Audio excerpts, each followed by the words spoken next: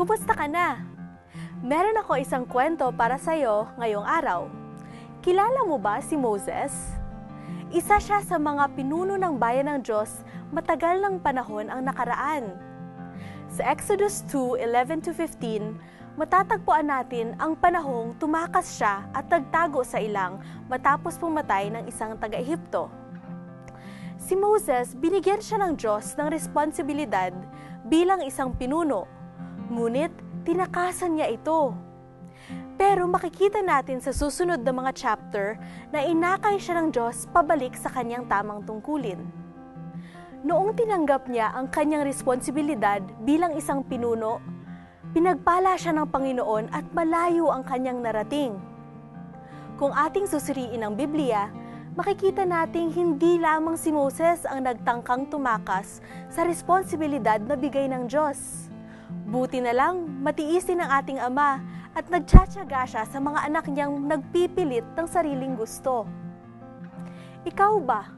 Natanong mo na sa iyong sarili kung ano ba ang layunin mo sa mundong ito? Ano ba ang gusto mong pagbabago na magawa sa buhay ng ibang tao? Ano ba ang pinakaimportante sa iyo? Naniniwala akong lahat tayo ay may natatanging pakay. Hindi pa man ito natin nahahanap, sa tulong ng Panginoon, matatagpuan din natin ito at aakayin niya tayo sa ating bawat hakbang. Kapag nahanap na natin ang ating layunin at ginampanan ng buong puso, sigurado akong papagpalain tayo ng higit pa sa ating inaakala. Diyan lamang kayo at makakarinig kayo ng awitin at kwento ng isang taong nakahanap ng kanyang misyon sa larangan ng musika. Be inspired, listen, and be blessed with songs and music that have changed lives, because these might change yours. Music for His glory.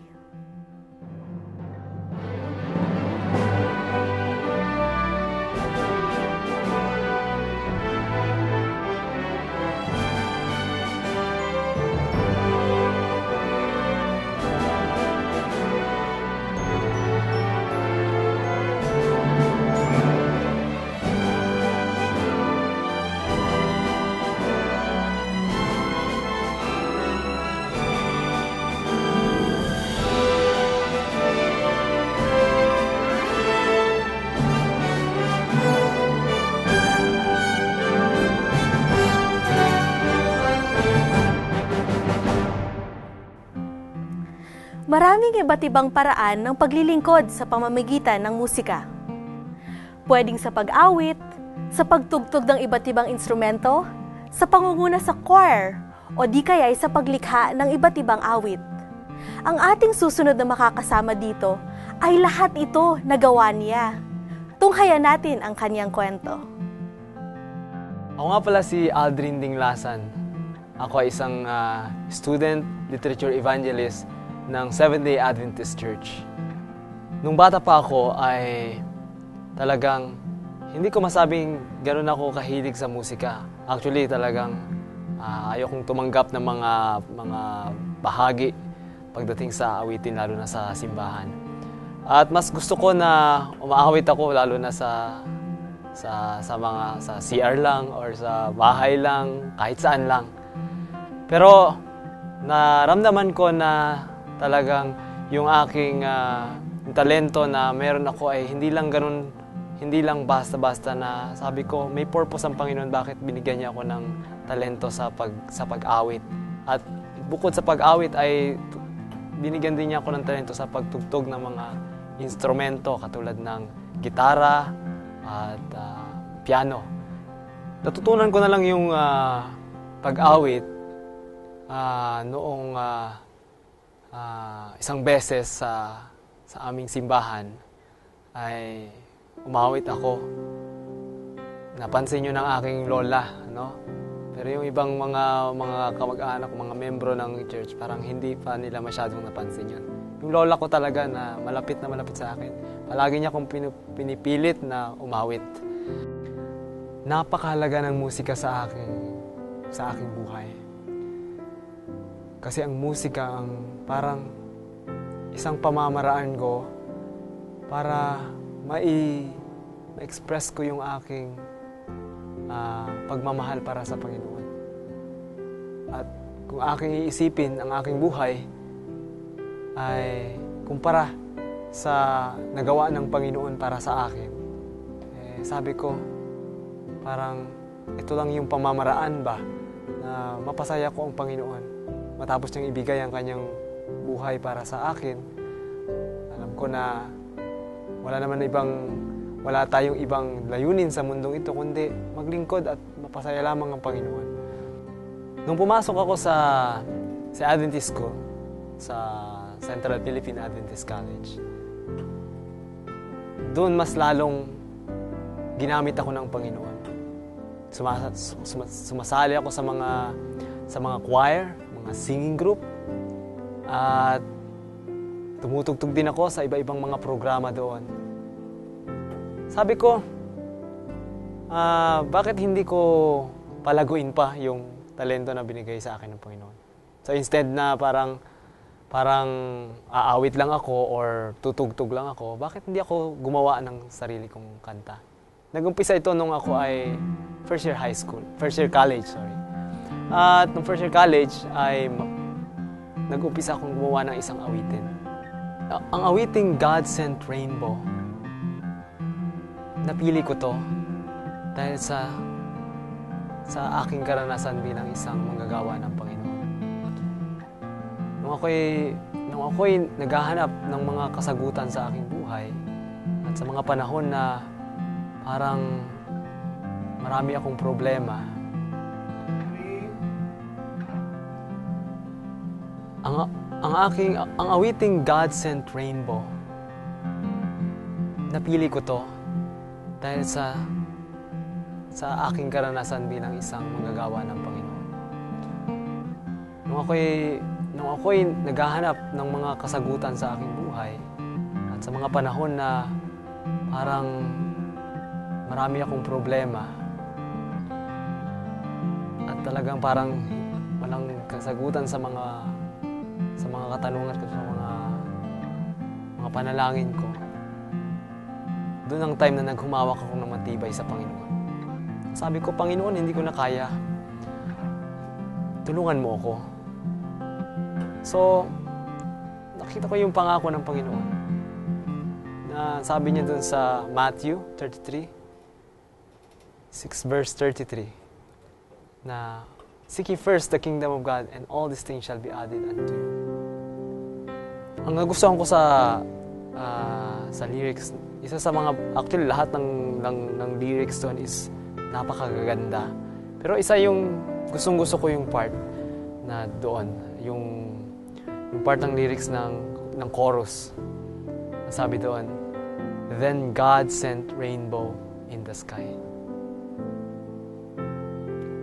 Napaka sarap isipin na merong pag-asa. Kung ako'y mabibigyan pa ng pagkakataon na gumawa pa ng mga awitin, siguro gagawa ako ng mga awitin na may kinalaman sa panahon natin ngayon. Lalo na sa panahon natin ngayon, marami ng mga tao na nakalimot talaga sa Panginoon. Hindi sila aware sa nangyayari sa kanilang paligid. At hindi nila naiisip na kung gaano at hindi yung pagmamahal ng Panginoon sa atin.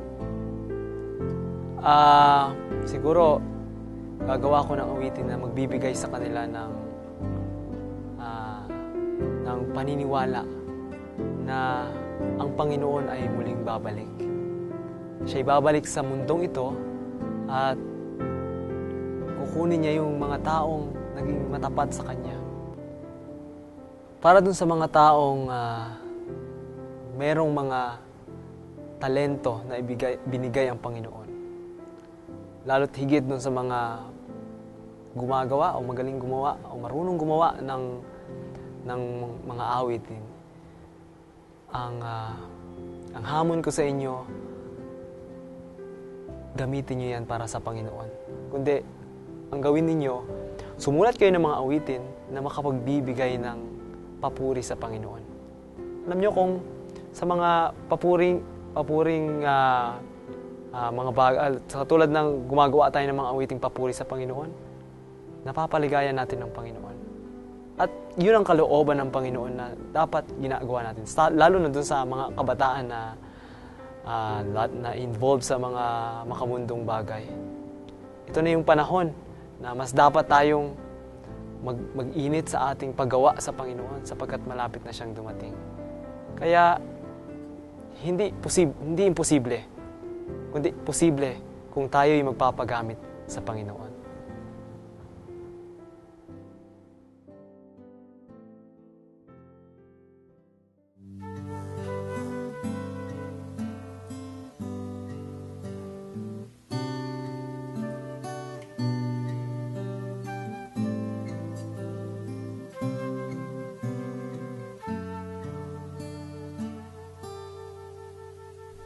As we have started to climb the highest mountain, it seemed so easy and everything was fine.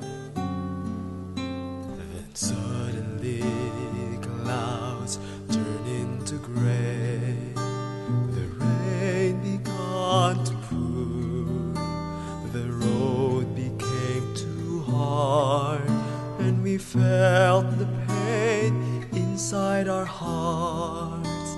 We thought we can't go on. We all whispered a prayer. Then God sent rainbow in the sky when our strength is nearly gone. Then God sent rainbow in the sky when it feels so hard to try. No, we won't complain and hide. We will march the finish line. Christian soldiers never say surrender. We will win as one.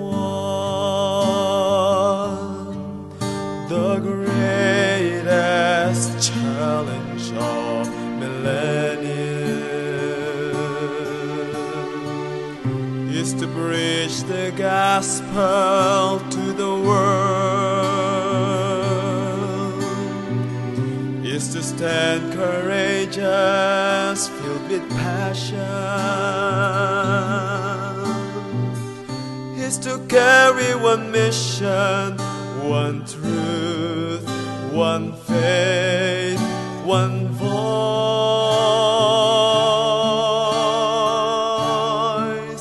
Then God sent rainbow in the sky when our strength is nearly gone. Then God sent rainbow in the sky when it feels so hard to try. No, we won't complain and hide. We will march the finish line. Christian soldiers never say surrender.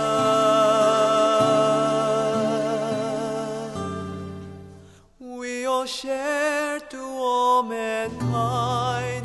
We'll burn everything, leave none. Christian soldiers never say surrender.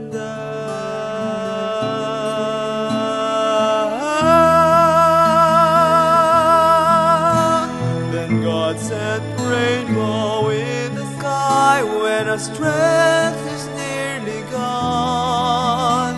Then God sent rainbow in the sky when it feels so hard to try.